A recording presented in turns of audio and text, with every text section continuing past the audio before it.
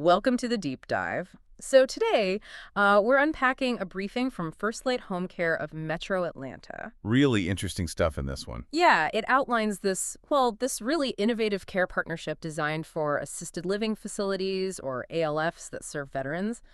Our mission today is to figure out how these communities can, drastically improve individualized care for their veteran residents without adding a single dollar to their payroll An or ounce of administrative work, right, which is huge. exactly. And to really grasp what they're offering, imagine running a massively popular, just incredibly busy restaurant. You're in the middle of the dinner rush, tickets are piling up, and your kitchen staff is completely stretched thin. Then this fully paid, highly trained sous chef just walks in. Oh, I love that analogy. Right. And they don't want a salary from you. They just say, point me to your most complex orders and I'll handle them. Yeah, that sous chef analogy is a really great lens for understanding what's happening in the healthcare space right now. Because to understand why this extra set of hands is so vital, I mean, we really have to look at the operational squeeze ALFs are facing. Right. The staffing issues. Exactly.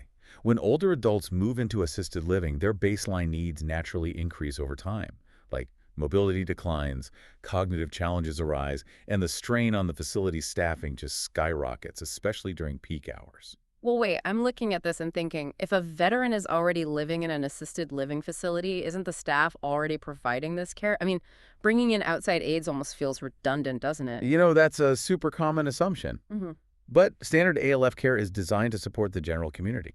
The staffing model it isn't built for continuous, intensive one-on-one attention. Oh, I see. Yeah, so First Light steps into that gap by providing VA-credentialed homemaker and home health aides to handle those localized, really high-need tasks. We're talking about bathing, toileting, grooming, and, providing constant companionship for residents dealing with cognitive decline. Okay, so it acts as an extension, not a replacement. Exactly. And I imagine that if an aide is specifically watching a resident with a high fall risk, the ALF's core staff is suddenly freed up to, I don't know, run broader wellness programs and engage with the rest of the community. Precisely. By absorbing that intensive workload, they actually reduce falls and mobility incidents. Yeah. The ripple effect of that focused attention literally stabilizes the entire facility. Wow, that makes sense. Let's talk logistics, though, because anytime you bring specialized care into a facility, well, someone has to pay for it, right? And someone has to do the paperwork. Oh, definitely. And VA benefits are notoriously complex and, let's be honest, slow to process. How does an outside agency speed that up without just transferring all that red tape right to the ALF's front desk? Well, that is the core innovation of this model. It's not magic. It's really about specialized infrastructure. So First Light has built a pipeline specifically for VA administration. Because they are the authorized VA provider, the funding flows directly from the VA to First Light.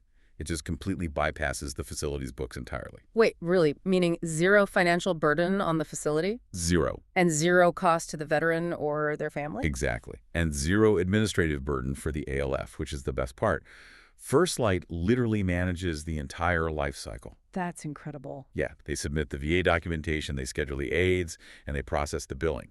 I mean, the reason ALFs usually avoid external government-funded programs is the operational friction. Right. Oh, for sure. The paperwork alone is a nightmare. Right.